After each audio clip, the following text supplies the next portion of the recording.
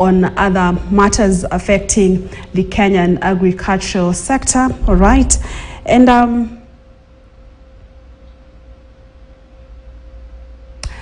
right, yes, let's shift our focus on matters agricultural sector, where Agriculture Cabinet Secretary Mombasa Linturi has predicted a bumper harvest from farmers across the country in the coming days, and he expressed confidence that the cost of the food items will soon go down. Have a look.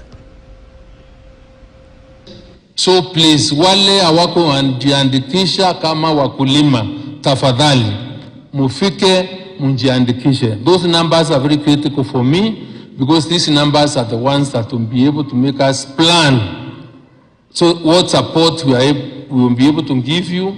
The fertilizer subsidy that we are running currently, kama unjaandikishwa uwezi kupata fertilizer. Kwa hivyo, and we are moving into the next phase ya kupeana subsidies ya mbegu, including semen ya ng'ombe zetu, because we also want to double dairy production in the country. So please, please, please, I beg you, get registered, because that's the only way you will be able to benefit from government support that we are rolling out. Na wale wakulima wako hapa, nataka kuwashukuru. I have moved around the country and I've flown around Meru.